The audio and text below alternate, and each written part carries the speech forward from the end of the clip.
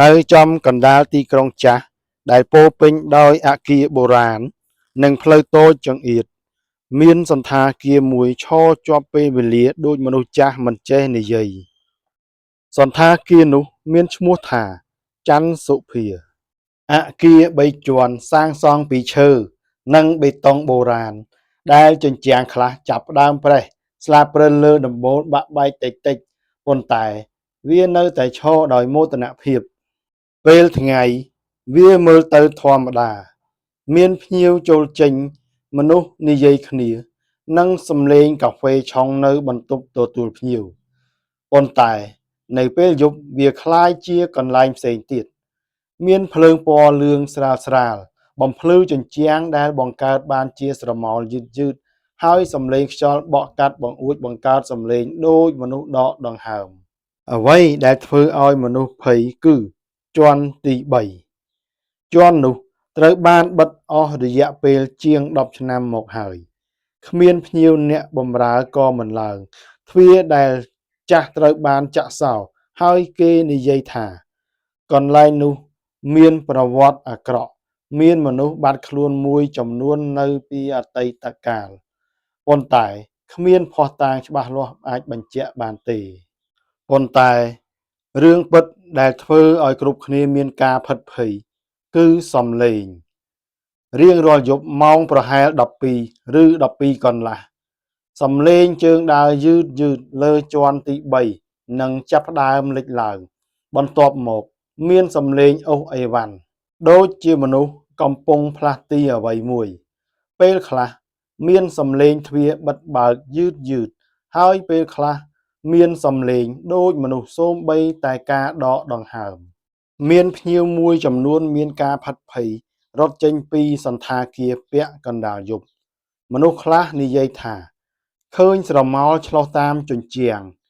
ម្ចាស់សណ្ឋាគារលោកសុធាមិនអាចអត់ធ្មត់បានទៀតទេអាជីវកម្មធ្លាក់ចុះយ៉ាងខ្លាំងគាត់ក៏បានសម្រេចចិត្តហៅអ្នកស៊ើបអង្កេតឯកជនម្នាក់ឈ្មោះវីរៈមកដល់នៅរសៀលមួយគាត់មើលទៅសាមញ្ញអាវខ្មៅកាបូបតូចនិងក្រសែភ្នែករបស់គាត់ដែលមើលអ្វីយ៉ាងលម្អិតគាត់មិនសូវនិយាយច្រើនប៉ុន្តែគ្រប់ពាក្យមានអត្ថន័យពេលគាត់ឈរមើលអាគារគាត់មិនមើលតែភ្នែកខាងក្រៅទេ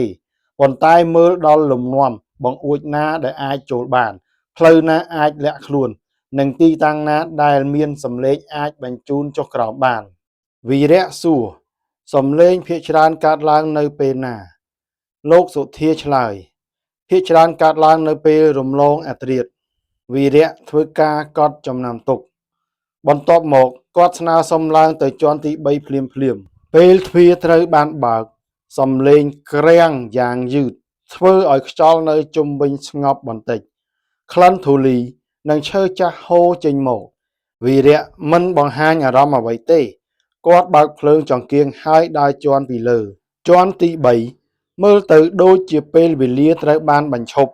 គ្រែចាស់មានកម្រាលព្រំខូចតុមានស្នាមធូលីក្រាស់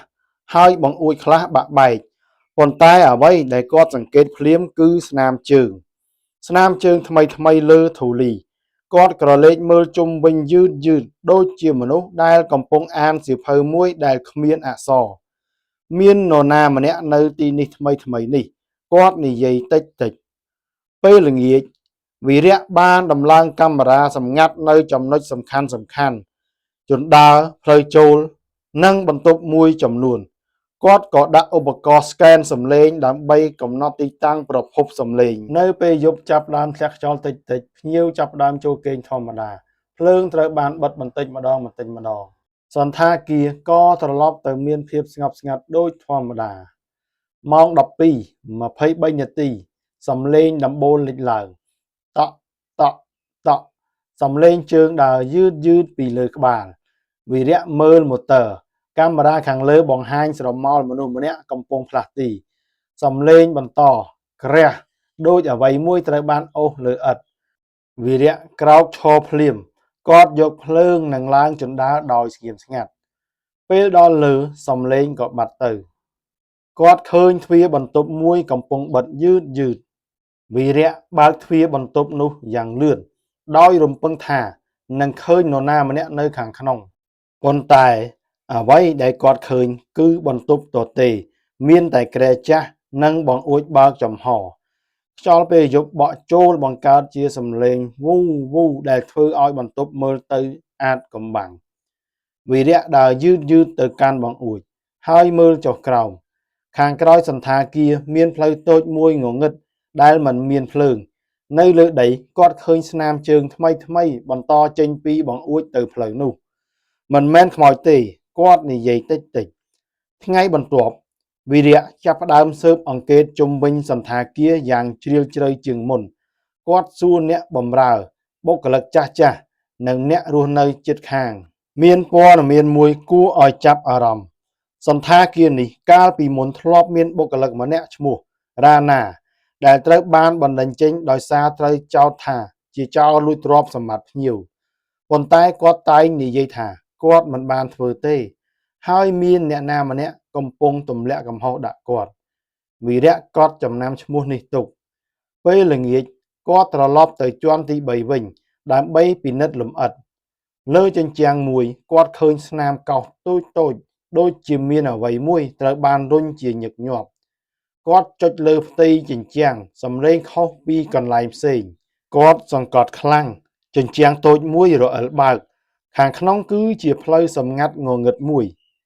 វីរៈយកភ្លើងចង្កៀងហើយដើរចូលទៅយឺតផ្លូវតូចចង្អៀតនិងមានក្លិនសំណើមបន្ទាប់ពីដើរបន្តិចវាបាននាំទៅកាន់បន្ទប់សម្ងាត់មួយដែលមានប្រអប់ឈើនិងឧបករណ៍ចម្លែកជាច្រើនខ្សែឧបករណ៍ទាញនិងម៉ាស៊ីនតូចសម្រាប់បង្កើតសំឡេងដូច្នេះនេះជាវិធីបង្កើតសំឡេងអាតកំបាំងប៉ុន្តែ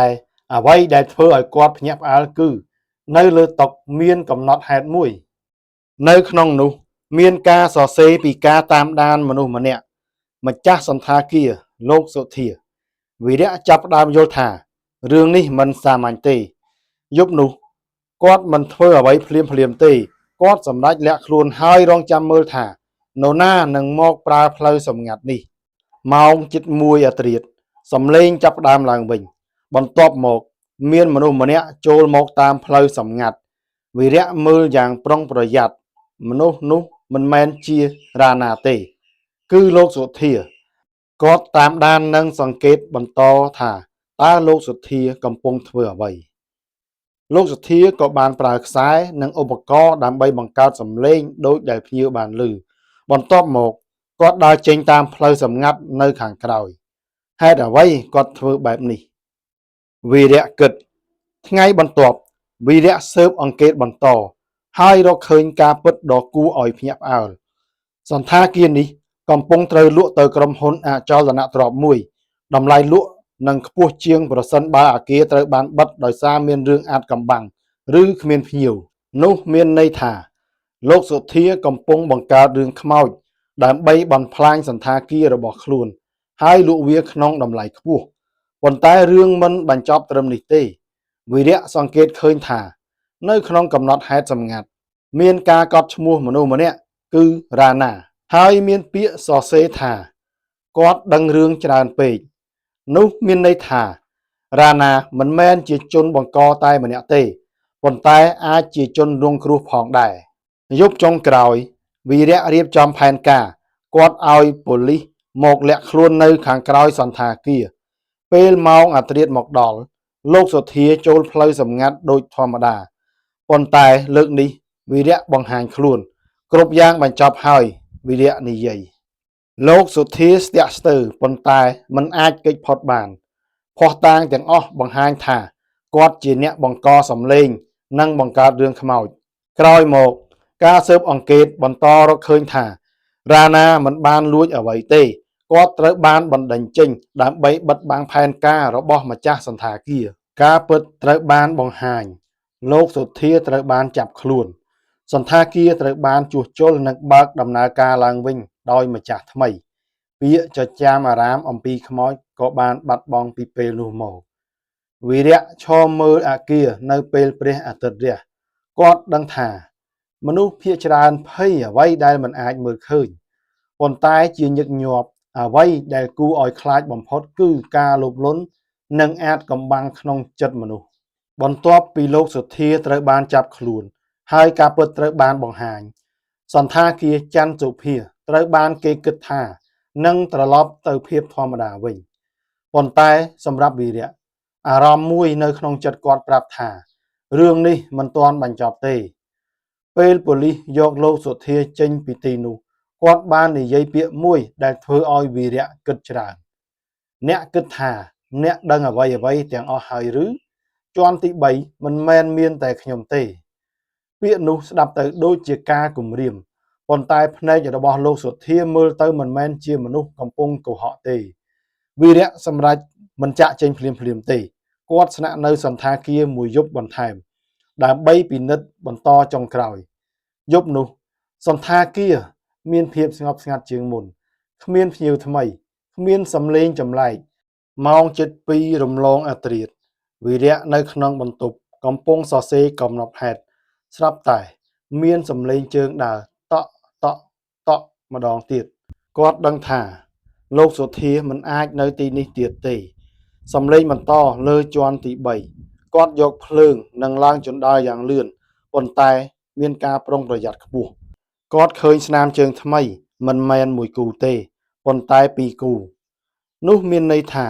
មានមនុស្ស2នាក់វីរៈចាប់ផ្ដើមស្វែងរកជុំវិញពេលគាត់ដល់បន្ទប់សម្ងាត់វិញគាត់ឃើញថាប្រអប់ឧបករណ៍មួយបានបើកហើយឧបករណ៍ខ្លះបាត់នរណាម្នាក់កំពុងប្រើវិធីដូចគ្នា